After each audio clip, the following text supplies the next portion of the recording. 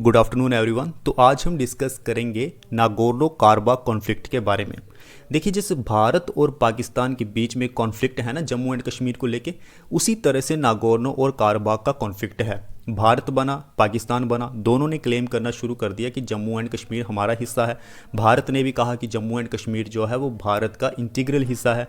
तो Nagorno Karabakh का conflict भी दो देशों के बीच में है।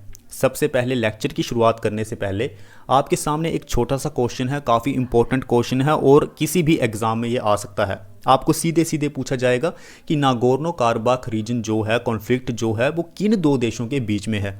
तो ऑप्शन है आपके पास ए टर्की ग्रीस, दूसरा ऑप्शन है बी आर्मेनिया अजरबैजान, तीसरा ऑप्शन है सी रशिया एंड यूक्रेन, चौथा ऑप्शन है डी ईरान एंड इराक।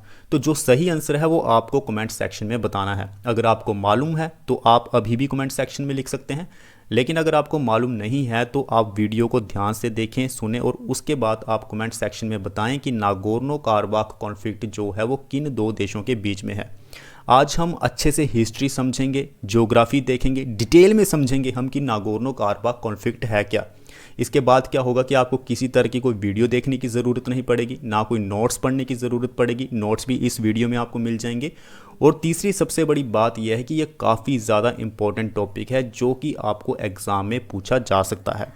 तो सबसे पहले हम बात करते हैं लोकेशन की, नागोर्नो काराबाख की। नागोर्नो काराबाख जो है वो एक पहाड़ी इलाका है साउथ काकेशस का। हिस्टोरिकली यहाँ पे आर्मेनियन पॉपुलेशन रहती है जो कि अजरबैजान के बॉर्डर के आसपास है सोवियत एरा में। देखिए, ये जो संघर्ष है ना नागोर्नो काराबाख का, सोवियत एरा से चलता आ रहा है, यानी कि सभी पहले यूएसएसआर का हिस्सा थे। यूएसएसआर टूटता है 1991 में, फिर एक बड़ा देश निकल के आता है रशिया, और उसी तरह से अजरबैजान और आर्मेनिया भी दो इंडिपेंडेंट देश निकल के आते हैं। तो वहीं से ये फिर कॉन्फ्लिक्ट शुरू हो जाता है नागोर्नो काराबाख का, जिसमें कि दोनों देश अपना क्लेम करते हैं। ओरिजिन की बात करते हैं हम कॉन्फ्लिक्ट की। 20वीं शताब्दी में ये नागोर्नो काराबाख कॉन्फ्लिक्ट शुरू होता है आर्मेनिया और अजरबैजान के बीच में। दोनों देश सोवियत यूनियन का हिस्सा रह चुके हैं। उसके बाद हम बात करते हैं सोवियत रूल की। पहले क्या था? सोवियत रूल था। नागोर्नो काराबाख रीजन जो था वो एक ऑटोनोमस रीजन था with in the Azerbaijan Soviet socialist Republic का। लेकिन 1923 में क्या हुआ? जोसेफ स्टालिन जो कि कमिश्नर फॉर नेशनलिस्ट थे, इन्होंने नागोर्नो काराबाख रीजन को सोवियत आर्मेनिया को दे दिया। ध्यान से सुनिए, अजरबैजान का हिस्सा था, लेकिन इन्होंने 1923 में जोसेफ स्टालिन ने क्या किया? ट्रांसफ़र कर दिया, दे दिया नागोर्नो काराबाख रीजन को सोवियत आर्मेनिया को। वहीं से फिर कॉन्फ्लिक्ट शुरू हो जाता है, क्योंकि जो लोकल अजरबैजानी पॉपुलेशन थी उसकी कोई भी कंसेंट नहीं ली गई थी, यानी कि उनकी सहमति नहीं ली गई थी और सीधा एरिया दूसरे देश को दे दिया गया, जिसकी वजह से आर्मेनिया और अजरबैजान के बीच में कॉन्फ्लिक्ट शुरू हो गया। अब कहानी शुरू होती है पोस्ट सोवियत एरा की, यानी कि dissolution of the Soviet Union in 1991 तक तो लगभग सभी चुप रहे, लेकिन 1991 में रशिया निकल गया, आर्मेनिया निकल गया, अजरबैजान निकल गया। ये गेंड इंडिपेंडेंस, यानी कि आज़ाद हो गए ये देश, ठीक है।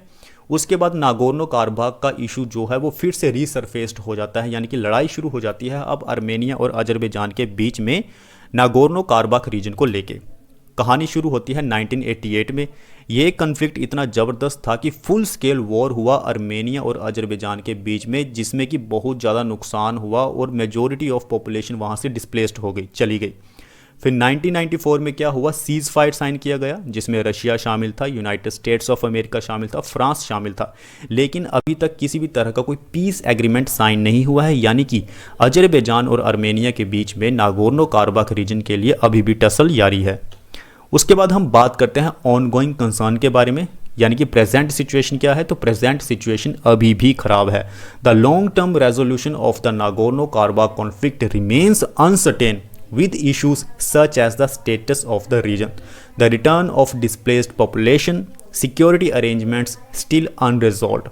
आर्मेनिया भी परेशान है, अजरबैजान भी परेशान है, और कैसे जो अपना नागोर्नो काराबाख रीजन है वो इंडिपेंडेंटली कुछ भी किसी भी तरह से काम कर रहा है, अभी तक कोई वहाँ पे पीस एग्रीमेंट साइन नहीं हुआ है। तो ये एक प्रेजेंट सिचुएशन है नागोर्नो काराबाख रीजन को लेके। हमने सिर्फ इंपॉर्टेंट डिटेल डिस्कस की है जितना हमारे काम का है, ज़्यादा हमें कुछ नहीं जानना है इसमें। हिस्ट्री हमने अच्छे से जान लिया कि जोसेफ स्टालिन ने क्या किया था 1923 में। हिस्ट्री में हमने देख लिया कि यूएसएसआर का दोनों हिस्सा थे, अजरबैजान और आर्मेनिया। फिर हमने देखा कि यूएसएसआर का 1991 में डिसोल्यूशन होता है, तो लालच आ गया अजरबैजान और आर्मेनिया की हमें नागोर्नो काराबाख रीजन चाहिए, और वही लड़ाई जो है वो अभी तक चली हुई है, जिसके ऊपर कोई भी अभी पीस एग्रीमेंट साइन नहीं हुआ है। तो आज हमने अच्छे से समझा नागोर्नो काराबाख रीजन को लेके। मिलते हैं नेक्स्ट वीडियो में। Thank you.